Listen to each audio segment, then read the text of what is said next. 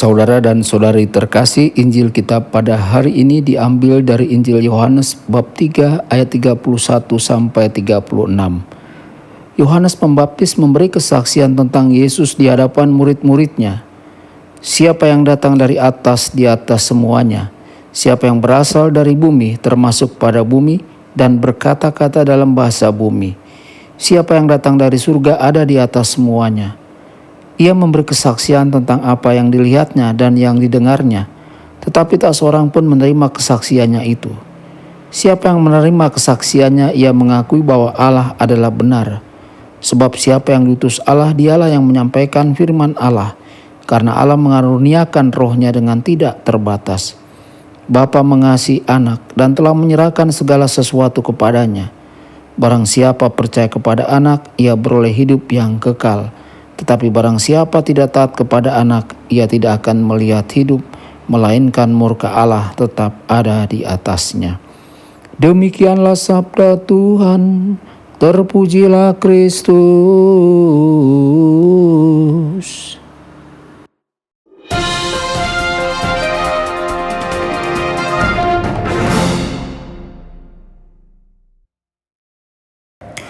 Saudara dan saudari terkasih dimanapun Anda berada, jumpa lagi dengan saya Romo Tedens dalam saluran Warta Kabar Sukacita. Semoga Anda semua dimanapun berada senantiasa dalam keadaan sehat dan berbahagia. Saudara-saudari, Yesus tidak menjatah atau membatasi karunia Roh Kudus kepada kita manusia. Oleh dan melalui Roh Kudus, Kristus mengangkat seluruh hidup kita ke alam lain.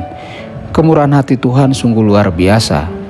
Pikirkanlah dan renungkanlah setiap kali kita merayakan Ekaristi, setiap kali kita menerima Tuhan, Dia meninggalkan dalam jiwa kita pembaruan dan pendalaman hidup kita melalui kehadiran Roh Kudus. Dengan menerima komuni kudus, kita mempersiapkan tubuh dan jiwa kita untuk hidup kekal dan kebangkitan. Tentu saja rahmat dari Allah seperti itu mesti mendapat tanggapan dari diri kita. Saudara-saudari, karunia Roh Kudus sangat penting bagi hubungan manusiawi kita.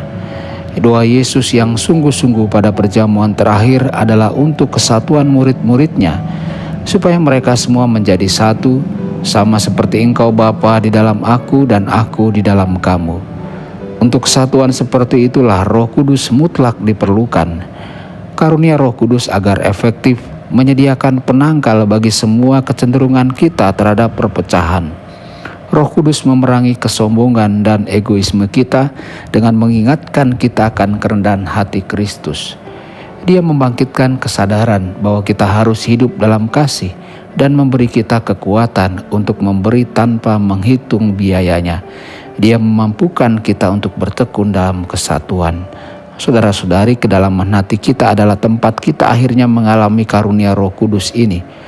Tetapi kadang-kadang kita merasa lebih seperti sumur kering daripada mata air yang memancar menuju hidup yang kekal. Roh Kudus bekerja dalam kelimpahan, tidak berkurang di saat-saat kekeringan daripada di saat-saat penghiburan. Dia berusaha untuk memurnikan kita dari keterikatan kita akan sesuatu yang menahan kita.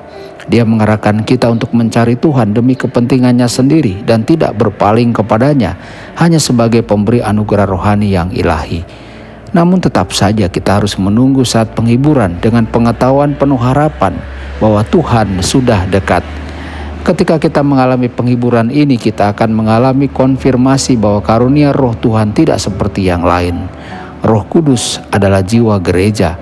Roh Kudus adalah anugerah yang telah Tuhan berikan kepada kita dengan kemurahan hati.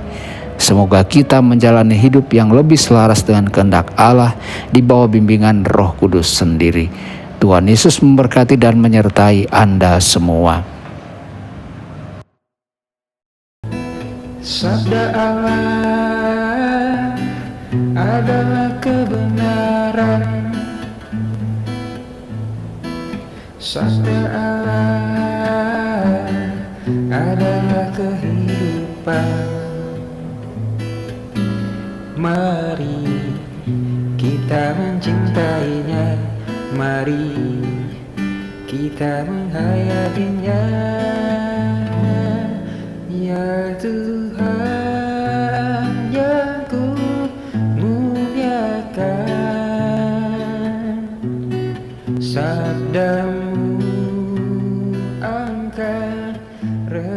satu